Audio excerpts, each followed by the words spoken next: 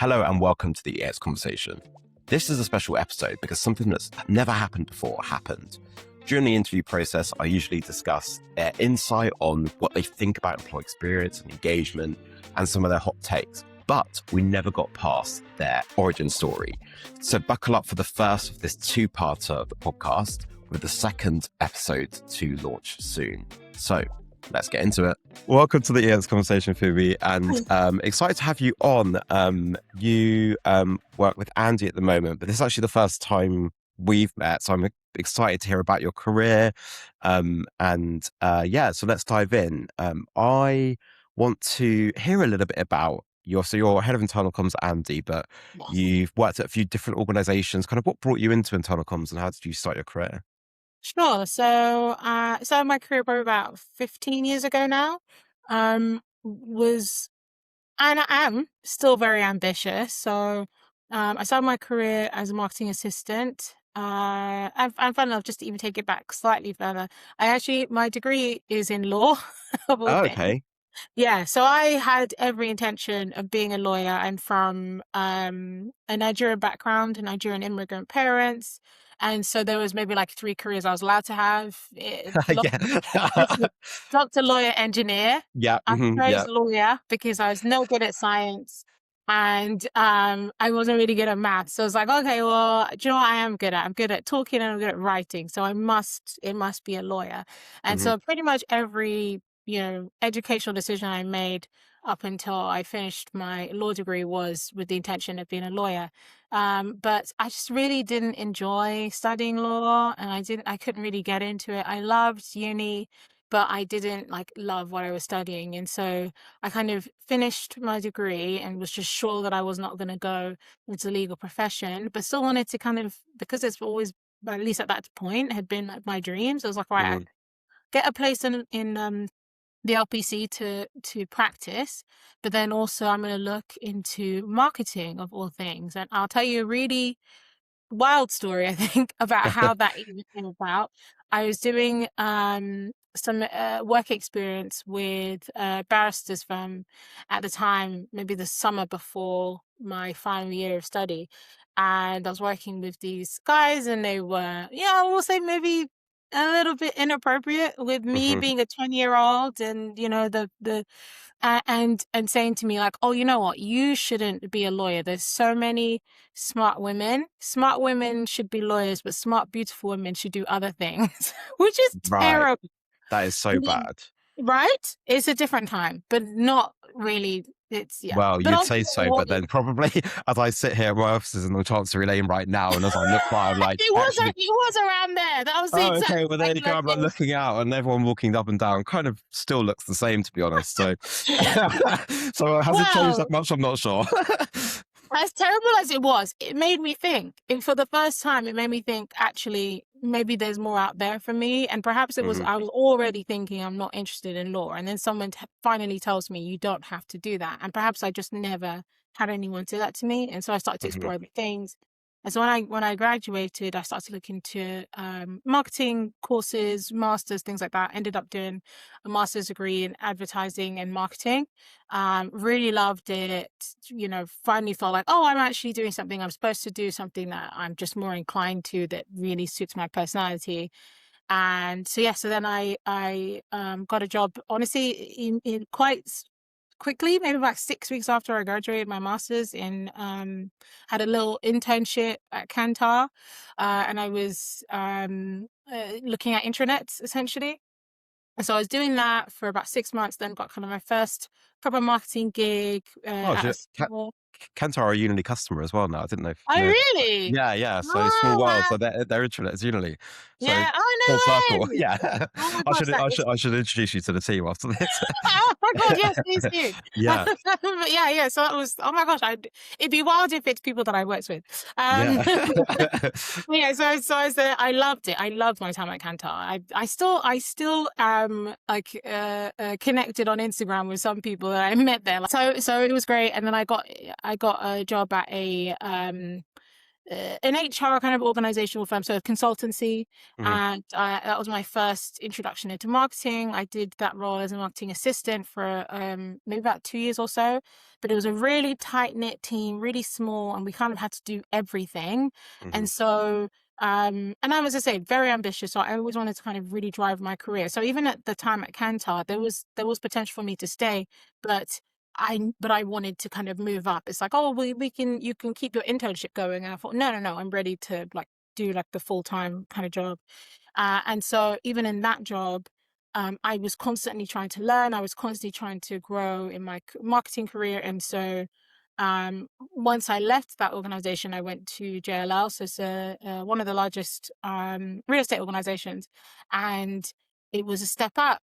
And I remember when I did my interview for that job, they said, I told them everything that I did in my previous job. And they're like, oh, we have a team of about 40 people that do what you were doing. Yeah. I Yeah.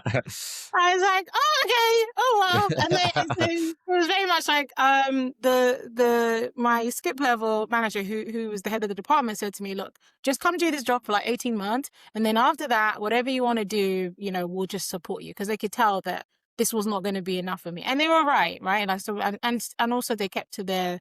18 months later, I was promoted in that job. And so I was kind of like senior exec level, and my role expanded from looking at internal comms and intranet to kind of wider internal and external comms. So I was looking at kind of social media alongside a lot of employee experience stuff.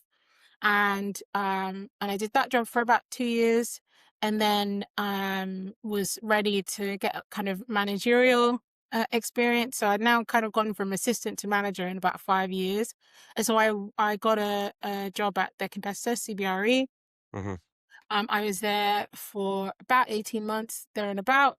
And then I got a job at HSBC as the internal comms manager there for their procurement team, which was in HSBC a small team, but in a lot of businesses probably quite a large one. It was Hmm. about 1,005 people. Yeah. Um, eh, I started to have lots of roles at HSBC. So kind of that I did that job for about 2 years. Then I did a job in the global internal comms team. So that was kind of looking after the whole business, so 200,000 people, and in the internal comms function there. Wow. And I had the opportunity to kind of work with the global exec in that business also. Then I left HSBC and I went to Amazon, had a very short stint there where I looked after CSR communications. Hmm. Then went back to HSBC and then was there for a further 3 years, which is my most previous role. So I looked after internal comms, but a little bit of external here and there, purely for the frontline teams in the UK. So Hmm. it's really, really big business, biggest business at HSBC in the UK, because it's the ones that people know about. So Yeah. the branches, the call centers. So it made up of about 10,000 people. So I did that for about 3 years. Left HSBC last year, and really just got to live my own life for the first time in a long Yeah. time. Yeah. After spending so much time kind of climbing the corporate ladder and being so hyper focused on my career, I just kind of I just got to travel the world a little bit. I'd like traveled around Europe, and Oh, I got into painting, and I just was kind of in a live, laugh, love moment, which I love loved that. really. Live, laugh, love. Yeah. And then started looking for a new role again in January, and started my next kind of phase of my career at Andy, which I joined in March. So I've been in there since then. Really, really enjoy it. As head of internal comms, so purely internal comms, for our UK and Europe business. So one of the things that's interesting when you zoom out on that career is like you've worked in quite corporate workplaces, and I also, before I worked at uni, worked in quite a corporate workplace, and um it's I don't want to make any assumptions, but it's sometimes difficult to cut through in those organizations where leadership looks and acts the same way. Yeah. How did you kind of navigate that and manage to successfully progress? Like, what do you think? Yeah, Yeah, it's a basically really that. good question. It's a really good question. And Honestly, it was difficult, right? I have barriers that a lot of people don't have in corporate spaces. I don't look like anyone in leadership positions. And looking like them is one thing, but I don't have the same experiences, and so I Mhm, also don't behave in similar ways. mhm, Um, uh, Being Black, being a woman, it's meant that I've had kind of throughout my career, I've honestly I've been underestimated. It's been kind of a through line, but mhm, equally ignored and also dismissed, right? So, mhm. my I talk a lot about my ambition in certain Yep. organizations. That element of me was seen as aggressive. Mhm, I'm very assertive, which is part of the reason I'm the leader I am today. But that assertiveness has come across differently to other mhm, people because of how I look and how I present. Equally, I am somebody who people say that I have a lot of energy, and mhm, that's the kind of thing that I bring. And in certain organizations, that's felt like too much, right? mhm. But Yeah. then, I feel I've had to put a lot of work into building self-confidence and Mhm, trusting that those traits aren't necessarily wrong or bad. mhm, Sometimes I have to dial them up, sometimes I have to dial them down. mhm, But ultimately, I've learned to almost create a balanced version of myself mhm, that works well in corporate spaces. It helps that I work in communication, so I also know um, yeah, how to kind of get a message across for the most part, certainly written, but also recognizing how to kind of adapt that when I'm in person. In the last maybe 3 years in particular, I've done a lot of work in that space on myself, and some of that has been personally, so through things like therapy, which I'm a massive advocate for, and then some of yep. it has been through really transformational leadership programs that I've been on that are specifically for women of color Mhm, who have similar experiences navigating corporate spaces. And that's kind of really helped me to, I suppose, because I certainly went through a point where I felt that those odds against me meant that there was nothing I could do about it. I was never going to mhm, get where I was trying to go. But I think some of those experiences have been transformational in the sense that I really recognize that even if it looks like those things are barriers, sometimes those barriers are in our own mind.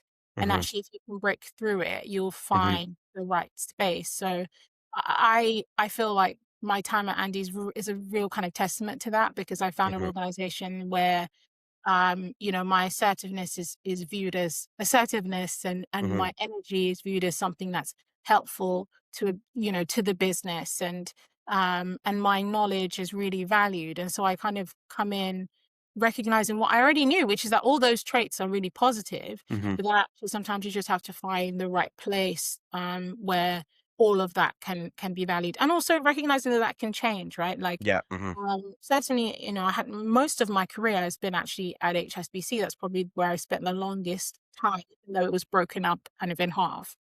But in certain teams with certain leaders, all of that was true also. And then there'd be a mhm. new leader, and actually it's like, oh, I don't mesh as well with them, Yeah. or Mhm, the business would change. And mhm, so I have to kind of learn to adapt. So as much as I feel like I'm kind of in the right place at the right time, I am conscious that any moment that can change. And so yeah, I've learned to kind of be really, really adaptable.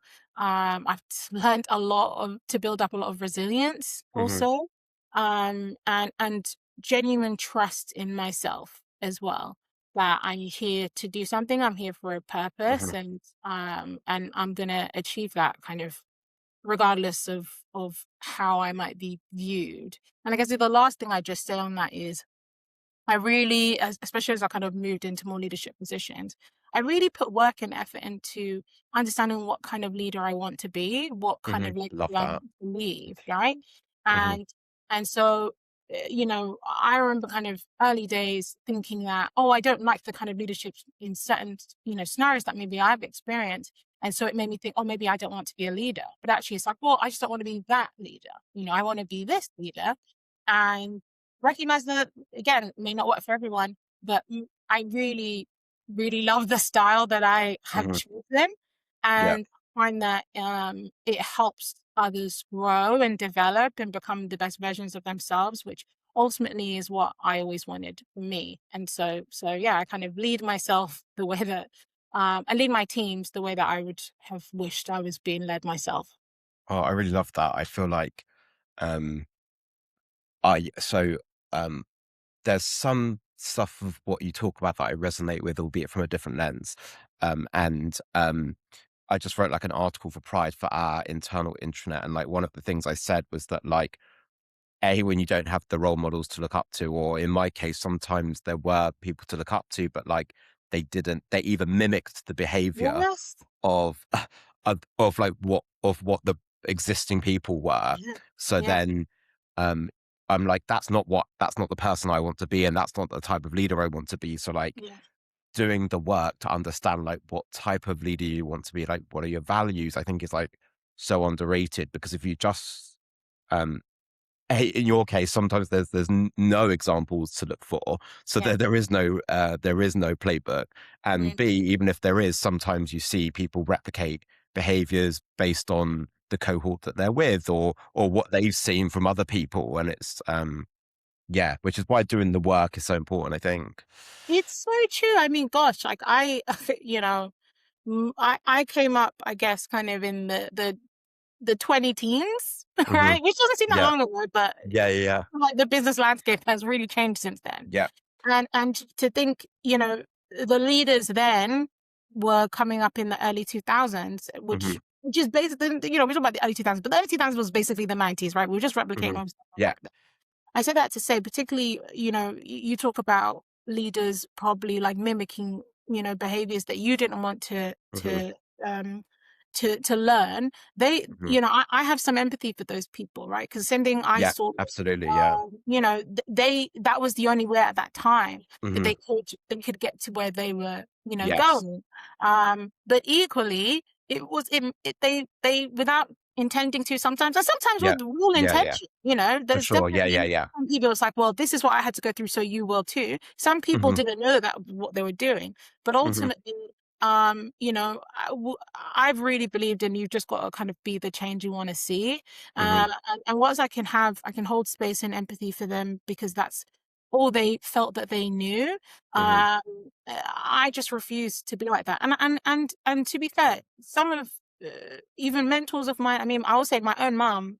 I remember when I told her that when I get into a position where I can hire, I'm only going to hire diverse candidates. And she was just like, no, you don't want your position to be jeopardized because of that thinking. And I said, well, if I was, a white man in corporate and I only Hmm. hired other white Right. men in corporate, you Hmm. wouldn't question that. Nobody would Hmm. question. Yeah. And I just think, well, why am I being questioned? What is the assumption? In those scenarios, we don't assume that it's not, merit based. Hmm. We assume that by default that they're there because they're meant to. So it's like, so Yeah. why would that question come to me? I'm just saying that I believe that I have the opportunity to create spaces for people that usually don't get any kind of support or are given a chance ultimately. Hmm. And Yeah. so I'm if I have to be the one to do that, I think that that's a privilege. Yeah. And you know, part of what I do is then nurturing those people and Hmm. making sure that and 9 times out of 10, they're still the best at the end of the Hmm. day. Yeah. Yeah. Yeah. Yeah. It's just, Exactly. it's just people who are overlooked, and I've had the opportunity to help, diverse candidates from across the spectrum, really thrive in their careers, and I Hmm. feel really, like I said, really privileged, that I can have a hand in some of that. Hmm. I think that's so cool. I feel like such a duality there. Like I literally made that point in my article as well, which is that like just because I saw those from those people, I don't necessarily blame those people. Yeah, Um, but also like understanding that it is a privilege, and you can lay out a new framework. It's not transformation overnight, but there are things that you can put into place slowly by slowly, or micro activities or behaviors or whatever it may be. And some of it is about being agile. Like, as you said, you probably work for different leaders. It's about like reading different rooms and understand, how do I change this room here Yeah, versus, and actually in a weird way that, I actually think that makes people like us better communicators, because true. like you grow up in scenarios where you're having to step back and like reassess and read and change your behaviors. And so in a weird way, it kind of brings it back to better quality of the role that you're doing on paper. So Such a good point. yeah. Like we in business, I feel like we're constantly talking about, expanding customer bases and making sure that we reflect the customers that we serve. But ultimately, there are so many people in corporate spaces that have only had real interactions with the same kind of people. You know what Hmm. I mean? And actually, when you are um certainly an ethnic minority in the West, that's literally impossible. You will have Hmm. interacted with, just by way of being, essentially different. You will have had the opportunity to have met with, interacted with on deeper levels, lots Hmm. of different types of people. And so actually, you're right, it does create an opportunity for us to be slightly better communicators. We see the world in ways that there are just people that there's just no way for you to see it, you know? Hmm. I recently learned about the fact that doors are created with men in mind. Hmm. And Yeah. that's just a random example, but it's like, well, Hmm. Yeah. Yeah. now I see doors differently in a way that Yeah. many people just, there's Hmm. just the door. It's like, well, Yeah. actually, Yeah. Yeah. this isn't created for me. And so I don't know if it's hard to open, or it's just like, oh, okay, I know why, because actually it wasn't even created with Yeah. me in mind. And I say that to say, from bringing it back to kind of a comms context, I can kind of potentially look at copy, I can kind of look at strategy a little bit differently just because Hmm. of my own experiences. Out of interest, did you grow up in London or around London or? Yeah, I yeah, grew because up everywhere. okay, So yes and no. So I was born in London, and I lived there for probably like the first 10 years of my life. north, Then south. well, started in South. So when I was born, we lived in Peckham. Oh, um, I was born and brought up in Forest Hill. no way! Oh my Yeah, god! so And then literally, we went to, very shortly after, Northwest, so Hendon. yeah, yeah, So I was literally there until so I was about 10-ish. Then we moved to Hertfordshire, which is just north of yeah, London. both of north. Yeah. Yeah, and so lived there, and then my kind of formative years from about 10, 11 until 14, I lived in Nigeria. Hmm. And I was there like kind of obviously early years of secondary school. Hmm. Then I came back to the UK, and then kind of completed my school and stuff in the UK, and that was, I was living in Hertfordshire. And then after I graduated, I moved back to London, so I was in London for a further 10 years or so. And then in the last 5 years, I've moved back out of London. I now live in Northamptonshire. So yeah, Oh, I've lived okay, in like everywhere. nice. I mean, all of those experiences must add up to a increased ability to like understand different people and preferences and yeah, behaviors and cultures, but also growing up, because I born and brought up in London as well. I genuinely, until I probably entered the workplace, I genuinely thought that the world was like, the working corporate world in the UK was more diverse and inclusive than it really is. And so that was like a bit of a jolt for me, where like I started to realize like, oh, actually, like I had this like London bubble, and my experiences meant that I uh thought that things operated in a different way. And then you enter the corporate workplace and you're like, oh, okay, no. But So interesting, because, and to your point, because I've lived everywhere, I really didn't have that outlook, right? And I mhm, think part of it is because a lot of formative years were spent in Hertfordshire. And Hertfordshire is more diverse now, but Yeah. it was not in the 90s. Hmm. I was like very used to, and same thing, like I came from London. So I Yeah. came from London where I never felt different. I didn't start to feel different until I moved to Hertfordshire. I never felt Hmm. different in London. It's not to say that everybody was like black in my school and stuff like that, but it was so multicultural. Yeah. I didn't know that I was different until I moved to Hertfordshire, and there's one other black girl in my class. Hmm. And that just being kind of a through line. Like I didn't really know many people that looked like me, full stop. There were no teachers that looked like me. And all of a sudden I'm now realizing that I'm different. And so I think then funny enough, and then I went to Nigeria, and then I was again the same as everyone. Yeah. Yeah. Yeah.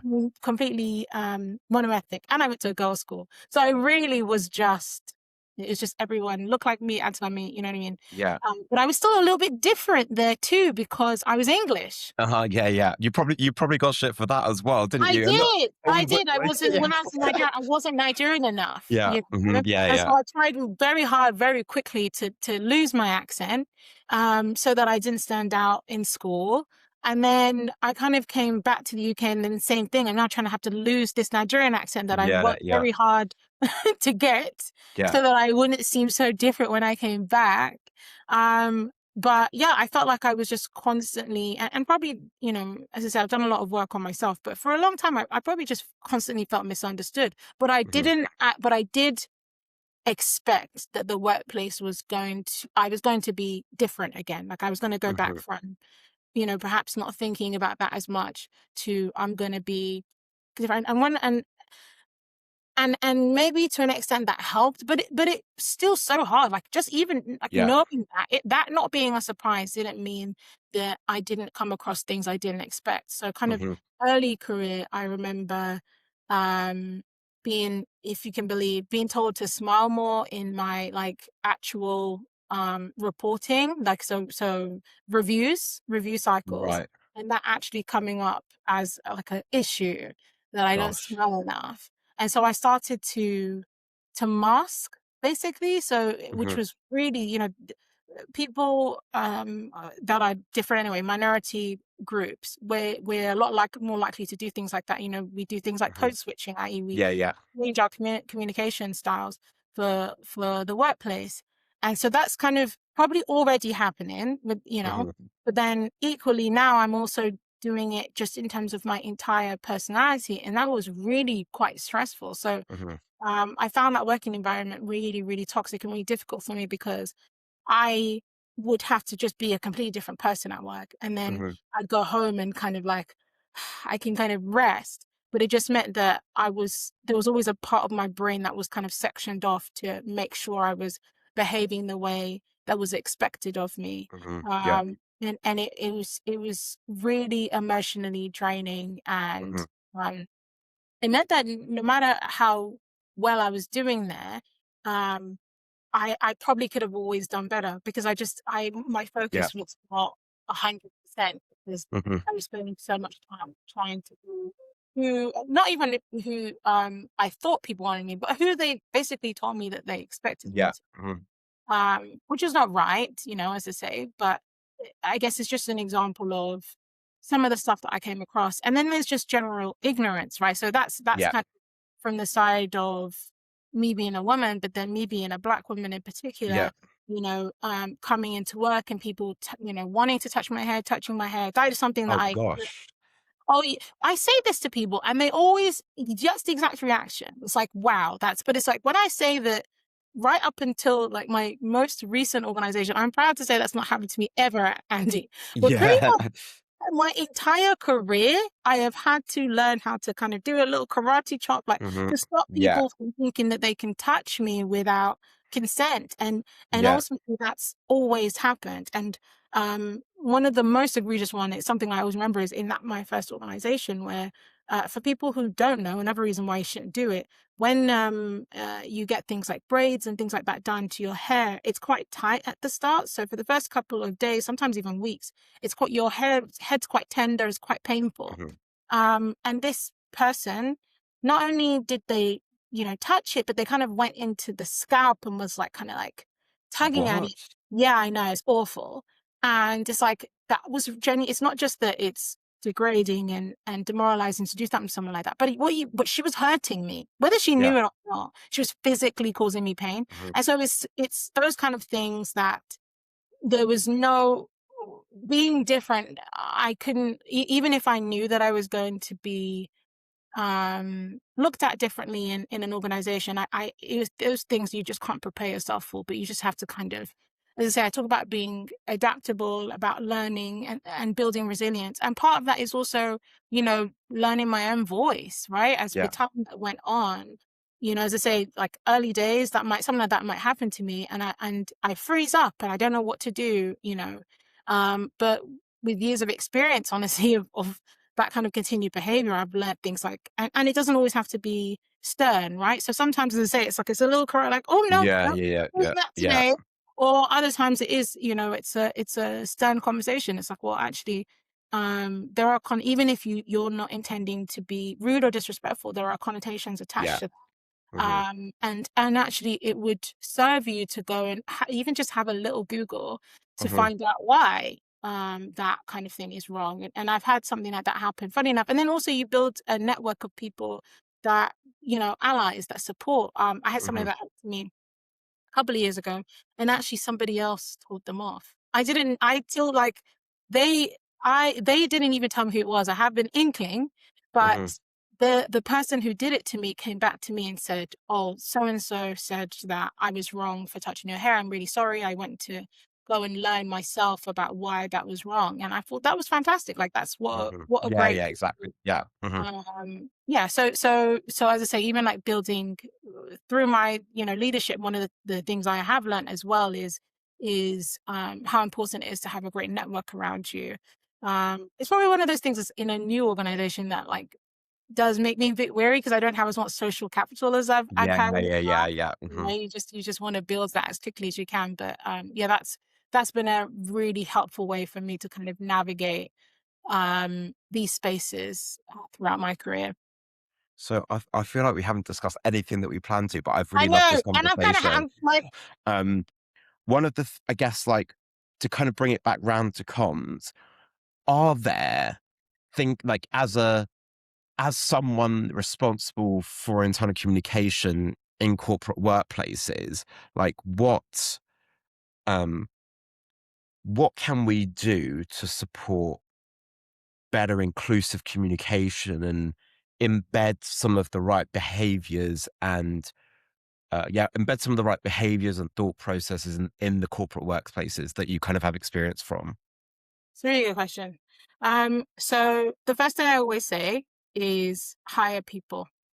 Hmm. You got to hire diverse people, right? Like even having conversations like this, they just wouldn't happen if I wasn't in a position to be able to have them, to be part of them, right? So I feel like I'm testament to you need to hire diverse people to have people with those diverse experiences, and so they're able to help create kind of inclusive work environments. The other thing, I guess, from an internal communications perspective, like what internal comms people can do whilst they're here is listen. So and that's something that in comms we should always be doing, creating kind of opportunities for listening exercises to your people, because you're going to get the best real information from that, Hmm. not just leaders, right? Because sometimes leaders have a different understanding of what their people are actually like. So making sure that you're actually listening to your colleagues and finding out what their needs are individually, and from different thinking about different groups, not just marginalized groups, but just different like Hmm. backgrounds. Um, Other things that I think organizations can do, particularly from an internal comms perspective, is consult. So where you don't have uh, maybe diverse people, don't use that as an excuse to not actually try. Hmm. Whether that's consulting people within your business, whether that's getting great expertise from outside of it. I think that's really important. Hmm. Uh, and the last thing, just going back to that representation thing, is I think all of us as communicators have a duty of care to support um, uh, new cohorts of comms people coming into businesses. Hmm. Uh, I'm really passionate about doing things like mentoring and sponsorship, um, where I can. Equally, that's kind of people within a business, but even outside, right? Like, Hmm. some of us are part of membership organizations. For example, the IOIC, they have a mentorship program. If you're a member of that organization, you should be signing up to be a mentor, like, yeah, doing things that you can to kind of help create a new version, I think, of communicators coming in, Hmm. because I think it can only just make us a little bit better, right? Yeah.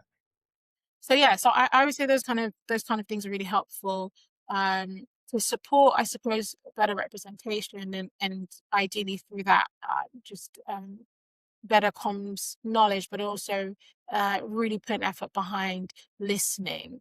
And then not just listening and then putting it away, but then listening and actually starting to adapt our employee experience strategies Hmm. to Yeah. support types of people. Something that practically, I suppose, that really helps is creating like scenarios and different, when you are creating internal comm strategies, thinking about different types of people through segmentation, perhaps ones that you haven't thought about before. When you are sharing a message, just a kind of not as important example, but we recently launched at Andy this huge benefits platform. Hmm. Um, and we could it's relevant for everyone. We don't necessarily need to segment in communications like that. But something that I and my team did was create communications for different types of people who will be experiencing them. So even if it goes to everyone, perhaps the one that talks about um pension is going to speak to some of our older generation in the Hmm. business. Perhaps some of them that speaks to financial advice is going to speak to some of our younger people in the business, right? Like, it's about thinking about the different people every time that we're communicating, recognizing that even if you are sending things en masse, something is going to speak to one type of person a little bit differently than it will to others. Hmm. That's like really good advice, and also I think like um that I love the internal comms community, and I think there's loads of great people as part of it, but it's also not the most diverse in a lot of cases. So I feel like just knowing that, hey, you might not be able to fix that, but there's something that you can do, that you can action, that makes it better for the people that make it better within your job. So for your audiences, like every Absolutely. communicator knows it's all about the audience, right? And so like just apply that with a different lens. So I think that's really great advice. Um, with this might, if you're up for it, might be our first ever 2-part series. So we might have to like, because we've spoken for this so long, we didn't go on to any of your expertise, the topic that you wanted to talk about. I didn't get to do my fun questions as well for the end. So maybe this might be our first ever 2-parter. So maybe let's call it here. And then if you're up for it, we'll arrange another time. And then because we've probably both got calls as well. Yes, yes. Nice. Okay, cool. Let's call it here, and then we'll tune back in for part 2. If you enjoyed the episode, then remember to click to subscribe, because there's much more where that came from. And let us know in the comments which bits you've enjoyed and found super insightful. Also, if you would like to be part of the EX conversation and feature on the podcast, then please get in touch.